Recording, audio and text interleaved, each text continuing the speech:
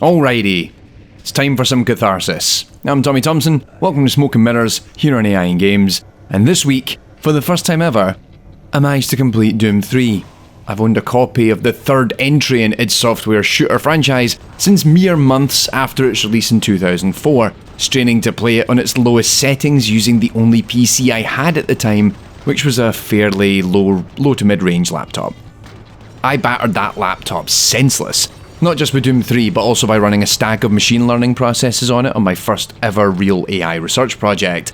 But I eventually gave up. The game would eventually become unplayable.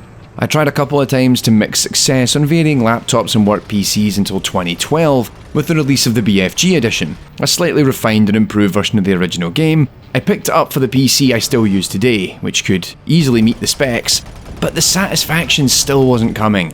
Back in 2018, I made a concerted effort to play through the entire game. I got about 9 hours in, I'd reached hell itself, spoiler alert if you didn't really know what was going on in Doom, but I never made the final push.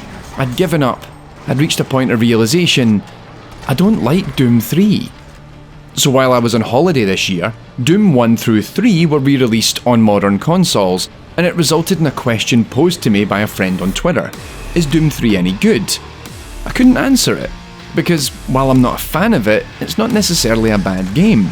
But for the life of me, I couldn't tell him why. I couldn't put my feeling on the game into words. It's the odd one out. I love the original Doom games. I love Doom 64. I adore Doom 2016. To a point, I made an entire Design Dive episode as a love letter to the game. I'm very much looking forward to playing Doom Eternal, but Doom 3 has never captured my imagination. But leaning on an argument of it's just not like the originals not only seemed insufficient and naive, but it's also kinda wrong. So I returned to the game with an agenda. I reconciled the fact that I don't like it, but I wanted to try and figure out why. And I finally figured it out.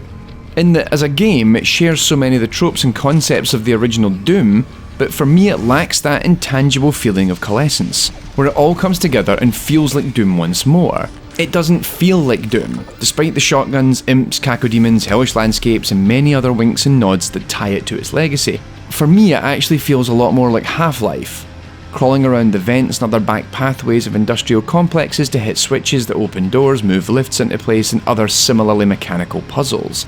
It's the tight corridors we visit throughout, where every time we get one step forward, we need to prepare for the next monster closet.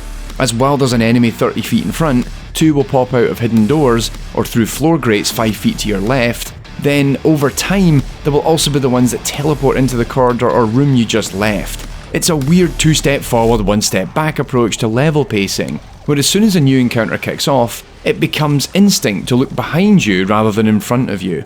It's something that Doom 2016 addressed with the push-forward combat philosophy, given the focus was having you run at the enemies, not backtrack for fear of being hit from behind. It's funny because both games fundamentally do the same thing, create enemy encounters in fixed spaces where enemies are already placed, as well as new ones spawning into the fight, but the execution doesn't feel as effective, and that's also in part because the guns aren't working for me.